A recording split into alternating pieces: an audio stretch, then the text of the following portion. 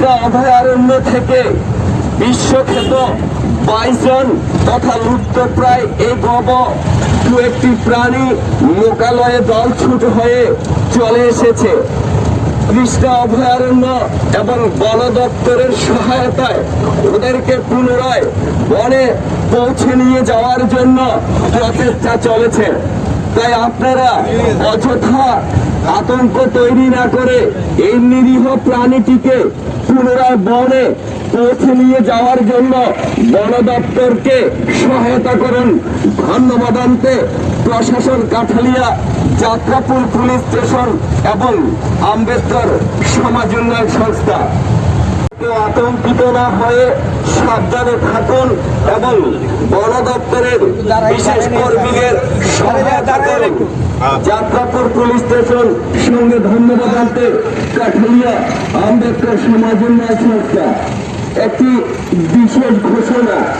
কিছুদিন হলো 4-5 দিন হয়ে গেল কৃষ্ণা অভয়ারণ্য থেকে একটা বাইসন থেকে বেরিয়ে গেছে।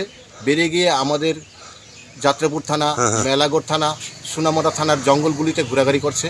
Forest protection party, wild life protection, তারা কন্টিনিউ 3-4টা গাড়ি তাদের জঙ্গলে জঙ্গলে ঘোরাঘুরি করছে, ওটাকে যাতে ব্যাক করে আবার তৃষ্ণাতে নিয়ে যায়।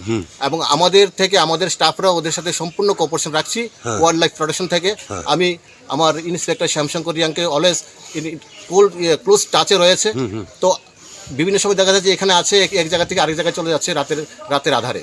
তো আজকে সকালবেলা দেখলাম এটা আমাদের হসপিটালের পেছনে, হসপিটাল উল্টো দিকে ঘুরে আমাদের পার্শ্ববর্তী যেখানে জনবসতি খুব কাছাকাছি চলে এসছে। ফরেস্ট প্রোটেকশন পার্টির সাথে আছে, ওটাকে যেভাবে করে যাতে কোনো ডিস্টার্ব না করতে পারে। আর পাশাপাশি আমি আমাদের পুলিশ এবং টিএসআর স্টাফও লাগিয়ে দিয়েছি, হ্যাঁ, ওটাকে যাতে সেফলি তার নিজ জায়গাতে ব্যাক করানো যায়।